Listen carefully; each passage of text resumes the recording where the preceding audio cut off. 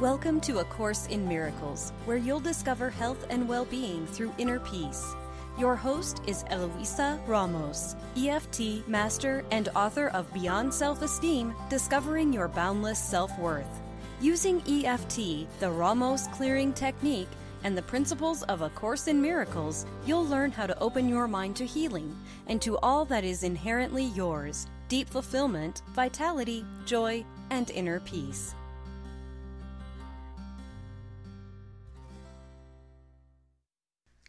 Welcome to today's program. My name is Eloisa Ramos, and I'm very happy to be with you as we explore the following questions. What is health? Where does it come from? Is health natural and an inherent attribute in us?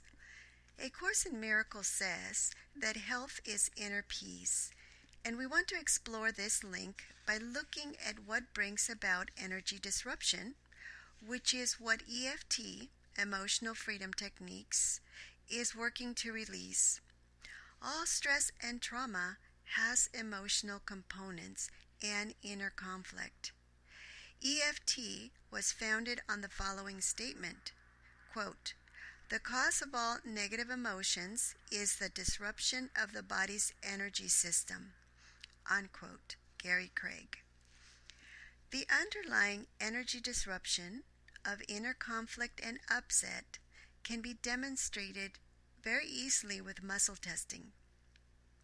During stress and conflict, we experience muscle weakness because the chi or life force running through our chakras and acupuncture meridians has been disrupted or blocked somewhere in our energy system. We want to make a further connection here, linking health to spiritual wellness or inner peace. But in order to do this, we will need to look at Chapter 2 of A Course in Miracles, and in particular, Section 1, The Origins of Separation. In previous programs, we have said that there is only one problem that underlies all problems, regardless of whether they are problems with health, relationships, abundance, or happiness. This one problem is separation, and we want to understand how the perception of separation is at the root of all lack, including the lack of health. In order to understand this, we need to see how our mind, which has been given creative power, uses it to miscreate or project separation and lack, which is unreal in truth. I want to start with a story that will help us to understand what occurred in the separation as A Course in Miracles teaches it in Section 1. I tutor a third grader, and she was telling me, with concern in her voice, that some kids did not believe in Santa Claus. One boy, apparently, was telling her that Santa Claus does not come down the chimney.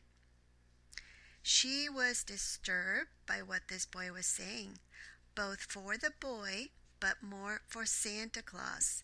She said that saying this about Santa was going to hurt Santa's feelings, and the boy was not going to get any presents. So I asked her, how is Santa going to find out what this boy said? She replied immediately, "He knows everything. He can see us and hear everything we say." I said, I see. So he must be pretty powerful. She nodded and agreed. Then I said, well, since he is so powerful, maybe you don't have to worry about his feelings. I don't think his feelings could be hurt if he's really that powerful. She took a second to consider this, saw the point, and stopped worrying. I know Santa Claus is not real, and he is certainly not God. But to this little girl, Santa is real and basically God. Her belief in Santa is what makes Santa seem real to her. But the point I want to make here, as it relates to separation and inner peace, is that when we believe in God, we are saying just what the little girl said about Santa, that he is all-knowing and all-powerful. And if this is true, it means that there is nothing else of greater power. That is why I suggested to the little girl she did not need to worry about Santa's feelings. Nothing could affect Santa if he was in fact so powerful. Many of us, however, hold on to contradictory beliefs about God. And these contradictory beliefs disrupt our inner peace, just like that conflict was disrupting the little girl's peace, and she was worried. Contradictory beliefs conflict and cause energy disruption. The little girl experienced worry because she was believing that both Santa was all-powerful, but also that Santa could be hurt, which would mean that he was not all-powerful. Both of these beliefs could not both be true. If what the boy said could hurt Santa, then Santa could not be all-powerful. And if Santa was all-powerful, then what the boy said could not hurt him. We also experience internal conflict when we hold contradictory beliefs about the same thing. If we believe that God can be offended or hurt, and that we have the power to disobey or oppose His will and sin against Him, we will not be able to reconcile this with the truth or the belief that He is all-powerful.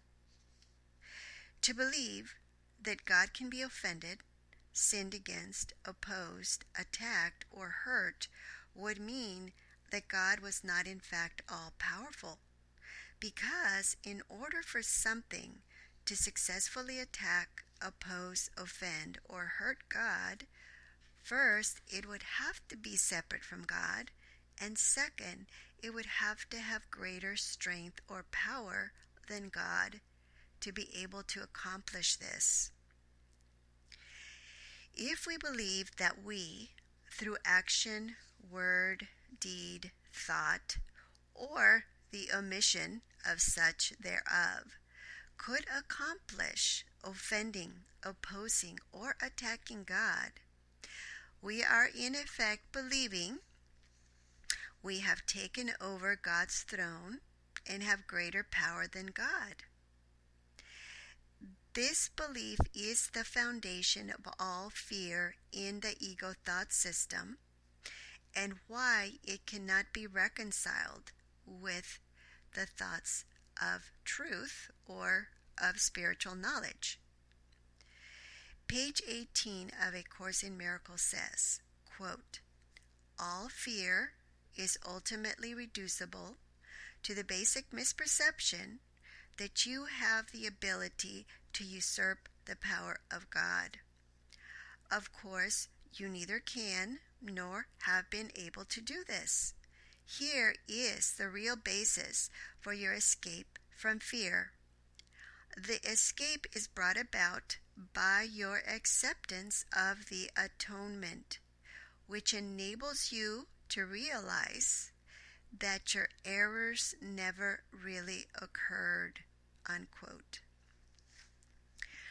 Because the idea of God represents absolute power that is beyond limit, it is not possible for anything to oppose or offend Him in truth.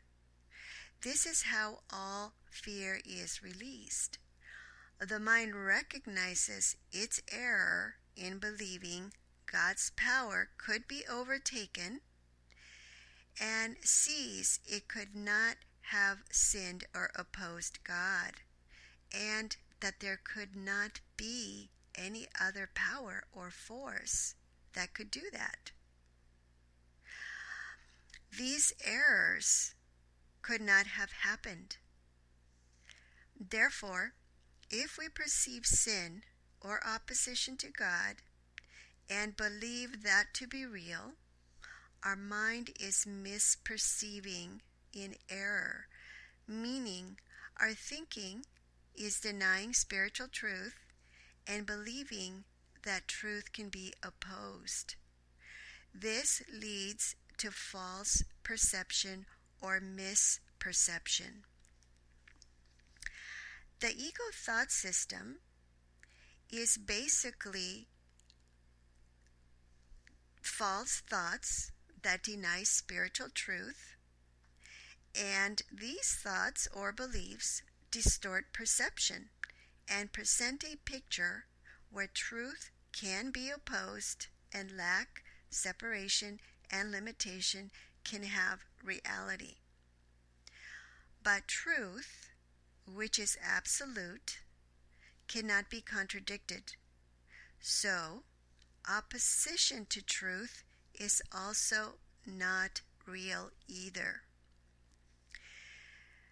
This undoes all of the ego thought system because the ego thought system is a contradiction to truth and therefore cannot have reality. Similarly, the world that the ego thought system projects, which is a world of separation, illness, lack, fear, death, and where God can be disobeyed and opposed, is therefore also unreal or illusion. The problem our mind has is that it believes in illusion. It believes that opposition is real. Our mind cannot distinguish the false thoughts from the true thoughts because it is trying to serve two masters, meaning it holds contradictory beliefs separately, believing they both can be true.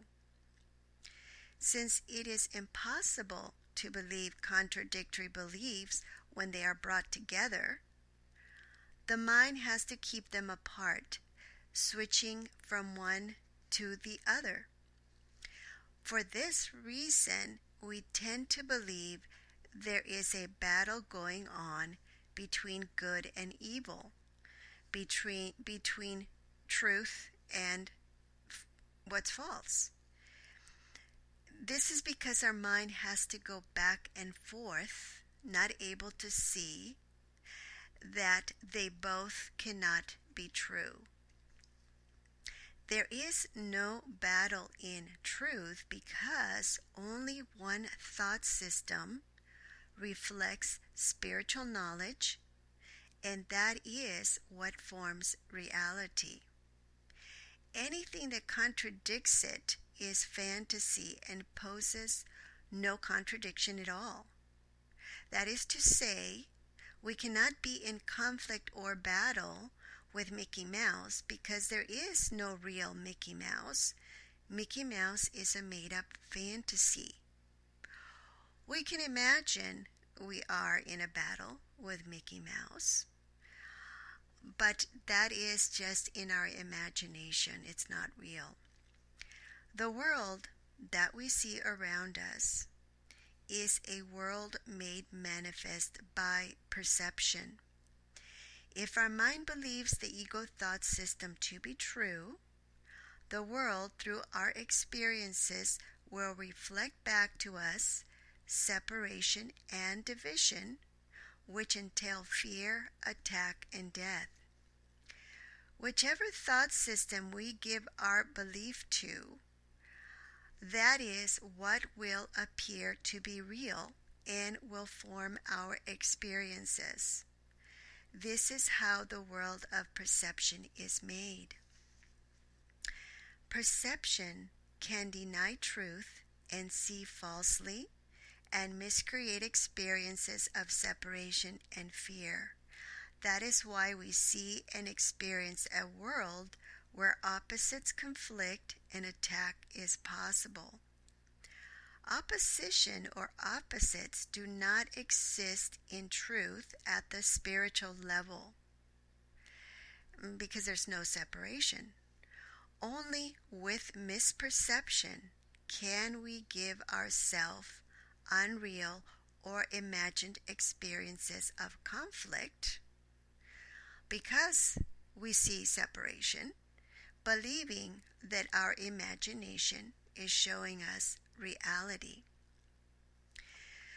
To deny the truth of our perfect creation by believing there is emptiness or lack in us leads to projection or miscreation. A Course in Miracles calls this an inappropriate use of our creative ability. Page 17 says, quote, "You have been created perfect. There is no emptiness in you. Because of your likeness to your Creator, you are creative. No child of God can lose this ability because it is inherent in what he is. But he can use it inappropriately by projecting. The inappropriate use of extension or projection occurs when you believe that some emptiness or lack exists in you and that you can fill it with your own ideas instead of truth." Unquote. Projection entails 4 steps or beliefs that imply the separation from God occurred and is real. They all indicate that we were successful at changing how God created us so that we are not perfect and can lack.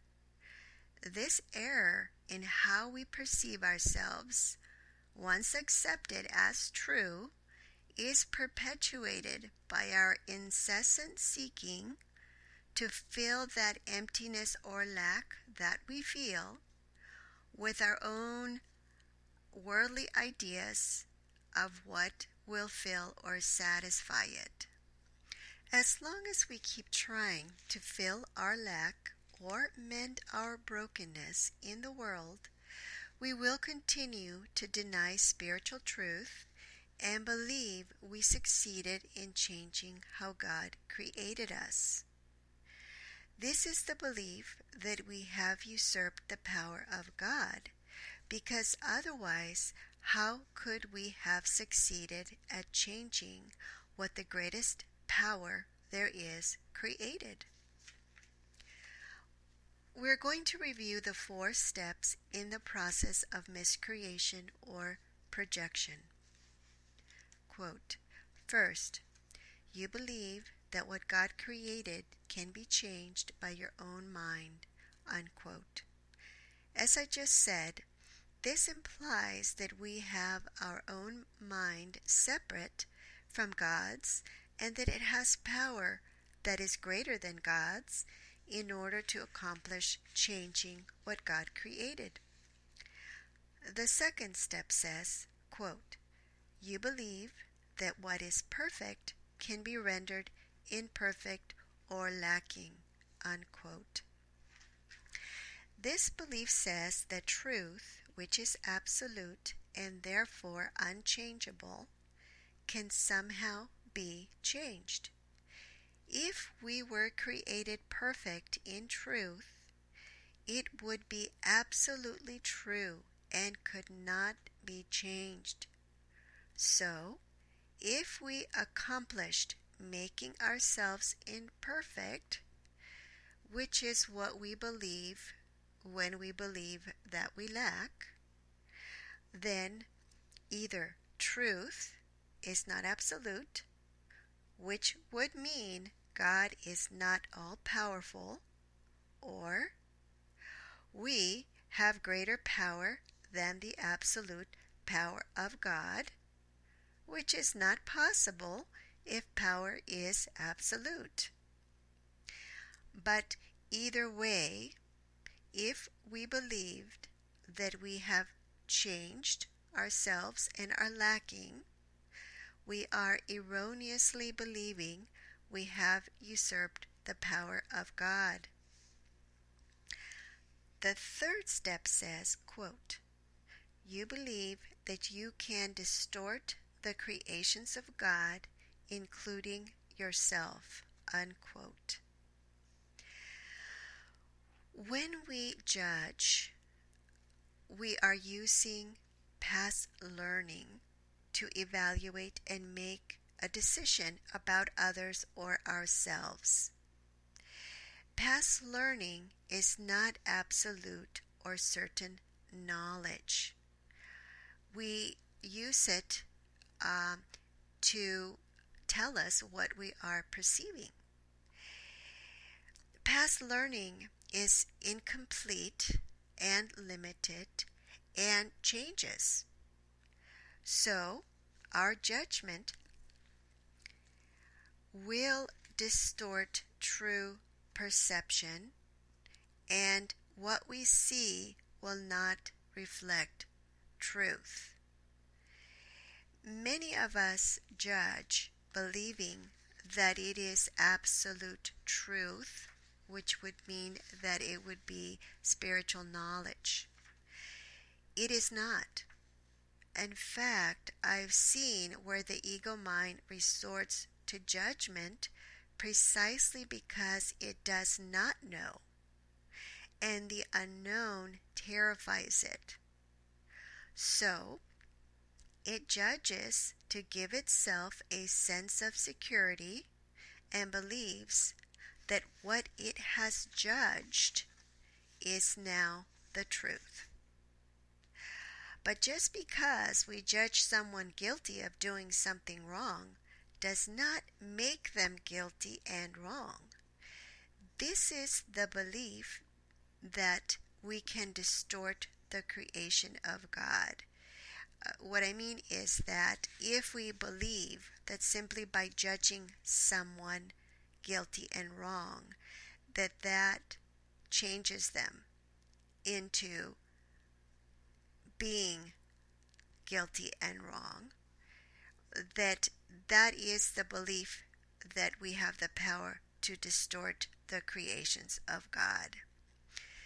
God's creations are created perfect, and our judgment cannot change that, though it does change how we see them.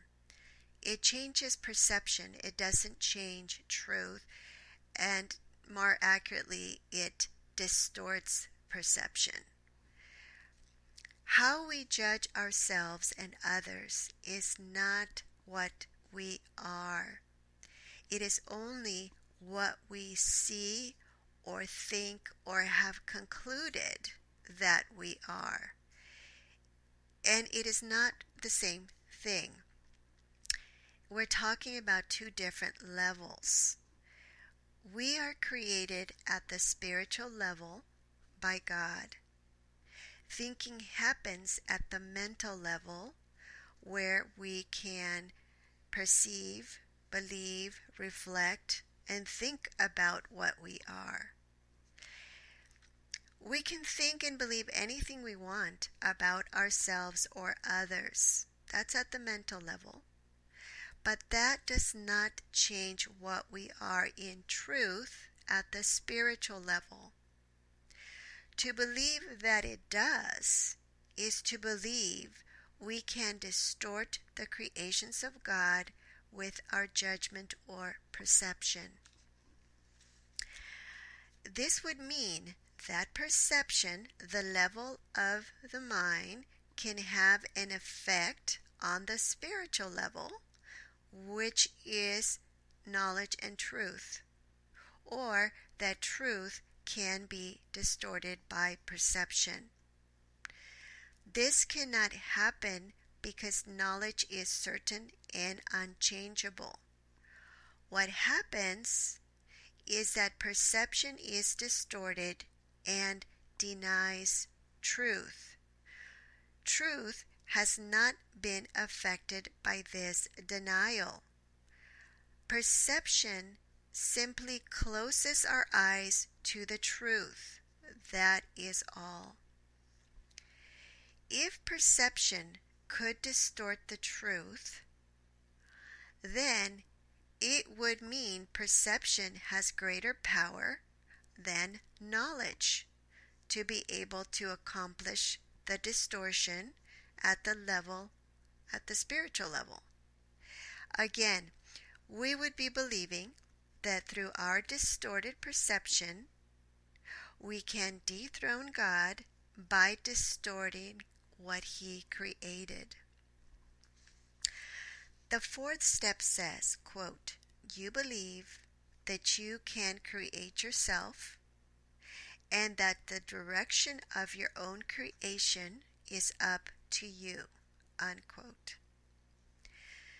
This implies that we believe we can give life to ourselves, meaning that bodies give life to bodies, that the physical level is causal and creative, or that spirit or consciousness has not already been created, and that the mind needs to give it a self-identity, make it into something or someone for it to be real or have existence. The mind is believing that its self-made ideas and concepts about what it is, about its nature, is doing the creating of itself. So, the conceptual mind, which is the perceptual mind, is limited by past learning, believing that its self-definitions or concepts of what it thinks we are is actually doing the self-creating, basically making itself into God, or at least believing that. Both of these ideas of self-creation put the body or the ego in the throne of God. A Course in Miracles calls these 4 steps of projection, quote, related distortions, unquote, of the truth. And they paint a picture of what took place in the separation, referred to as, quote, detour into fear, unquote, where our mind came to believe it accomplished the separation from God and others, and so usurped God's power. There is a great amount of fear in these beliefs because being separate, we would be on our own. We could not count on God's help.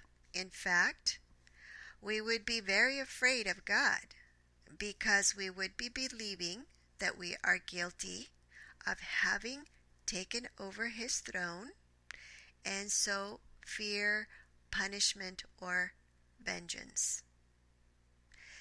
It is no coincidence that 2 days ago, while I was driving my grandson back home, I miscreated an experience on the freeway which showed me very clearly how I was believing I had usurped the power of God. Here's what happened. There was a lot of traffic because it was rush hour, and I took the commuter lane reserved for vehicles carrying 2 or more passengers. since it was going faster and that's why it was made. Well, a car came up from behind me, honking and driving quite close to the back of my car. I looked through my rearview mirror and could see a woman driving. She looked really angry, and for about 5 to 10 minutes continued her behavior, throwing obscene hand gestures at me once in a while. I was perplexed because I could not see what her problem could be. There were cars ahead of me, so my speed was not the issue if she was trying to go faster. There was so much stop-and-go traffic on the right lane that she could not pass me up, and I could not very easily move over to let her pass. I did not feel I was doing anything wrong, so I just kept going until I came near my exit, found a space to pull over to the right lane so I could get off. Well, the woman's car did not pass me up after I pulled to the right. She slowed the car down to match the speed of my car, and the male passenger next to her rolled down his window so she could yell at me. I rolled down my window to hear what she was saying. She was livid, yelling, "Where do you get off driving on the commuter lane with one passenger?" I had to yell 3 times back to her that I had a baby before she heard me, and then she said, "Where? I don't see him." I pointed to the back of the seat, and she drove off. Do these type of events disrupt our inner peace and our energy? Yes, because they are unexpected, dramatic, often they're very perplexing, and because we usually are perceiving threat, attack, or a lack of love. Did this whole event develop from a misperception? An error in judgment? Yes, of course. After the woman drove off, my mind still did not know what to make out of what had just happened. So here my mind was looking for how to catalog this experience, how to judge it. But because I had no idea it didn't make sense at all, there was no way I could judge it. So what I did know was that I needed to tap. So I tuned into my body to see if I was in survival mode. Interestingly enough, I felt, fairly calm, but there was unease, as if I had been innocently accused. And even though I saw myself as innocent, I knew I had attracted this experience. So I accepted responsibility for what I perceived and tapped on that. And here's what I saw. A woman who basically believed her eyes that told her I was a single passenger who had no right to drive in the commuter lane. I saw that she judged me guilty, and accepting her misperception as truth, believed this justified her attacks. her anger, aggressive driving, and hand gestures were justified in her mind because I had done something wrong and deserved to be corrected through punishment. I saw that she judged and acted out on faith to her physical senses, believing only what her eyes could see to be real. I saw that she believed that her judgments and imagination were truth, and she did not question them. I saw her mind's insanity, which is my insanity, because we are not separate. So I worked on clearing all these beliefs. What I realized after that, being this woman, in other words, recognizing there is no separation,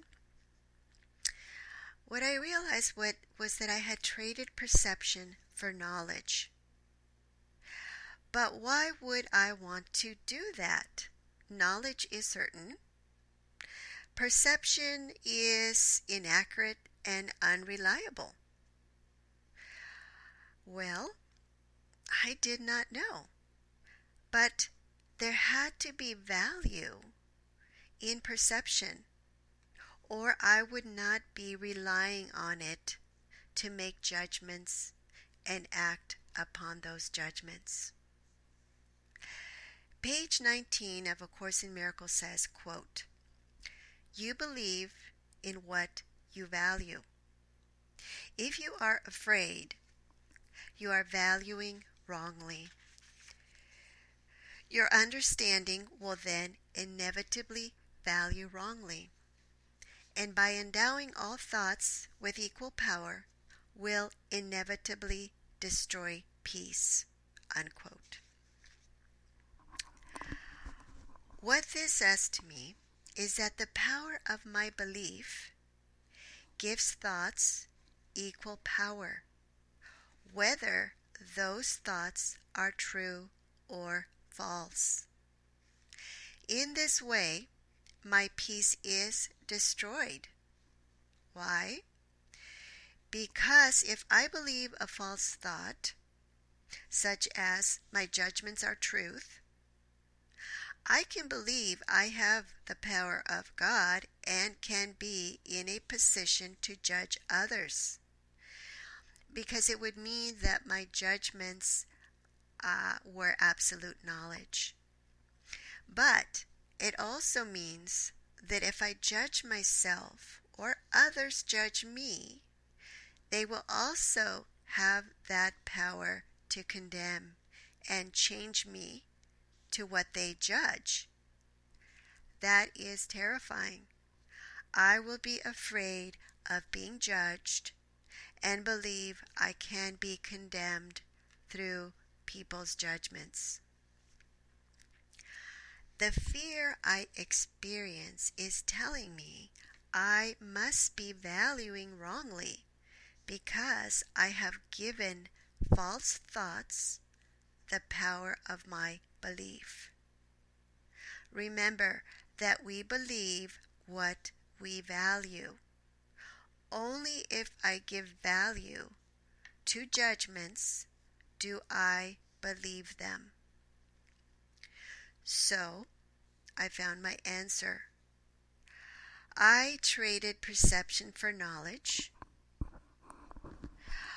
because perception can be distorted and allow my ego body to play God.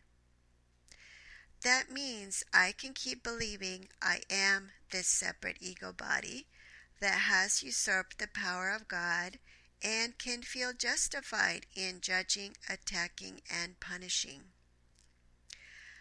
Of course, this is all nonsense, a misperception or error in thinking, just like that freeway experience demonstrated.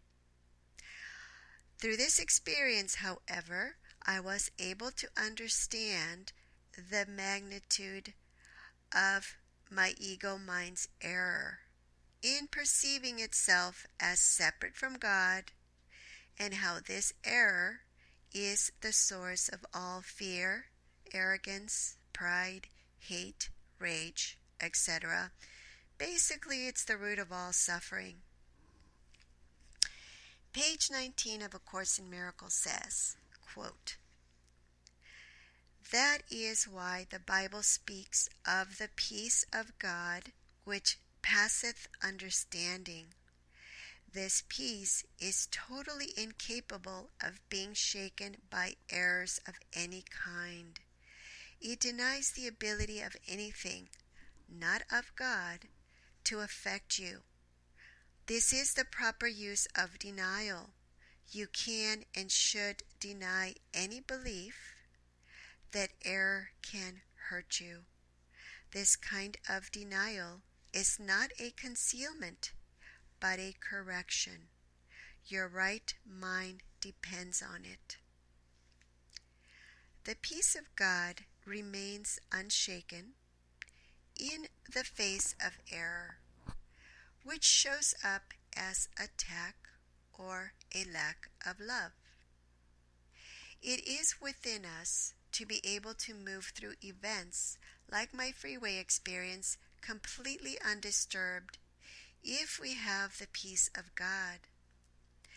This event had an effect on me because I was believing threat and attack were real, which implies I was believing separation was real and therefore believing I had usurped the power of God. This is a denial of truth. And when we deny truth, our mind miscreates because it is misperceiving. The peace of God that passeth understanding denies anything not of God to affect you because it has no reality. We are saying the peace of God guarantees we can live completely free of any energy disruption. Our energy cannot be disturbed when our mind recognizes that lack of love in any form is only misperception and not real. I have pointed out in previous programs my experiences where my mind has recognized that which suffers and has been affected by attack is not my true self, but rather my ego body identity, which is not real. As soon as my mind recognizes this illusion, the energy disruption or suffering instantly disappears. Page 18. In reality, you are perfectly unaffected by all expressions of lack of love. These can be from yourself and others, from yourself to others, or from others to you. Peace is an attribute in you. You cannot find it outside. Illness is some form of external searching. Health is inner peace. It enables you to remain unshaken by lack of love from without and capable, through your acceptance of miracles, of correcting the conditions proceeding from lack of love in others." Unquote. This is reassuring us that all effects that result from lack of love, be it injury or trauma, can be corrected by the miracle, and healing will result, because peace and health are attributes in us. They cannot be taken away from us if they are part of our creation. Our acceptance of miracles restores or corrects the error that brought about the energy disruption or suffering in the first place, and healing results. We will be restored and healed when our mind recognizes the truth of our creation and that peace and health are attributes in us. To search outside for peace, for the solution to our problem of separation, which leads to conflict, is to search in the world and not find.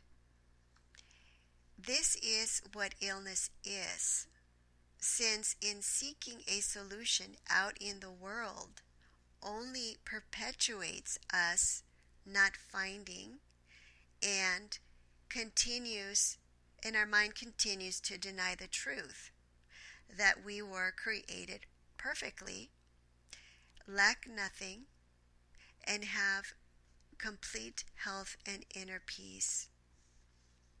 Seeking outside means not finding peace and perpetuates the energy disruption which we understand can lead to illness if not released and brought to balance. Our health is assured through inner peace because in this state the mind recognizes only the truth and denies false thoughts that lead to miscreation. For our mind to deny all false thoughts or to see that the misperception that results from them are unreal is perfect health and perfect peace. No threat or fear can be experienced then because we have recognized our miscreations are illusion and unreal and have no effect on us in truth. Forgiveness is automatic then because there is nothing to forgive. It is illusion. Page 19, quote, "Denial of error is a strong defense of truth, but denial of truth results in miscreation. The projections of the ego. In the service of the right mind, the denial of error frees the mind and reestablishes the freedom of the will. When the will is really free, it cannot miscreate because it recognizes only truth." Unquote. We practice forgiveness until the mind can recognize that all threat and attack, all lack of love is unreal. Until then, our free will be imprisoned by our belief in false thoughts of the ego thought system and will miscreate. We conclude this program with a quote from page 18 that says, quote, "The world has not yet experienced any comprehensive reawakening or rebirth. Such a rebirth is impossible as long as you continue to project or miscreate. It still remains within you, however, to extend as God extended His Spirit to you. In reality, this is your only choice, because your free will was given you for the joy in creating the perfect." Unquote. Our free will was given to us to extend and experience perfect health, joy, abundance, happiness, and inner peace, because these are attributes in us. Let us forgive our misperceptions so that our mind can be healed and our errors corrected, and we may live in perfect health, joy, and peace. Thank you, everyone, for joining me. Until next time, blessings to everyone. For more information about EFT, muscle testing, working with Eloisa, and to download a free version of the Ramos clearing technique, visit www.healingwitheft.com.